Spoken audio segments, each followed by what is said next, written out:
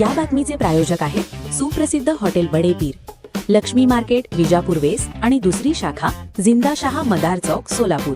सोलापूर शहर पोलीस आयुक्तालयाच्या अनैतिक मानवी वाहतूक प्रतिबंधक कक्षाने अत्यंत कौशल्याने तपास करत मागील 6 महिन्यांपासून बेपत्ता असलेल्या एका अल्पवयीन मुलीचा शोध घेऊन तिला सुरक्षित ताब्यात घेतले आहे. या प्रकरणी संशयित आरोपी सच्चूकुमार कृष्णा चंद्रवंशी याला चाकण, पुणे परिसरातून अटक करण्यात आली आहे. विजापूर नाका पोलीस ठाण्यात गुन्हा दाखल करण्यात आला होता. आरोपीने पीडित अल्पवयीन मुलीला कशाचे तरी आमिष दाखवून पळवून नेले होते. विजापूर नाका पोलिसांनी यापूर्वी अनेक प्रयत्न केले, परंतु आरोपी व मुलगी मिळून आले नव्हते. अखेर 3 फेब्रुवारी 2026 रोजी हा तपास अनैतिक मानवी वाहतूक प्रतिबंधक कक्षाकडे वर्ग करण्यात आला. ही यशस्वी कामगिरी पोलीस आयुक्त एम राजकुमार, पोलीस उपायुक्त गुन्हे डॉक्टर अश्विनी पाटील, सहाय्यक पोलीस आयुक्त गुन्हे राजन माने, पोलीस निरीक्षक धनाजी शिंगाडे यांच्या नेतृत्वाखालील पथकात महिला पोलीस उपनिरीक्षक अश्विनी काळे, महिला पोलीस हवालदार अलका शहापुरे, पोलीस हवालदार महादेव बंडगर, सत्तार पटेल, चालक पोलीस शिपाई दादा गोरे, सायबर पोलीस ठाण्याचे पोलीस हवालदार गायकवाड मच्छिंद्र राठोड यांच्या मार्गदर्शनाखाली पार पडली.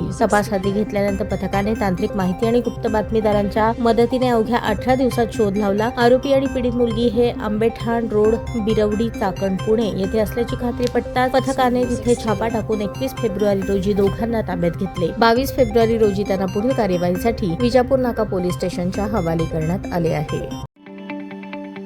ताज्या बातम्या पाहण्यासाठी प्राईम महाराष्ट्र न्यूज चॅनलला सबस्क्राईब करा.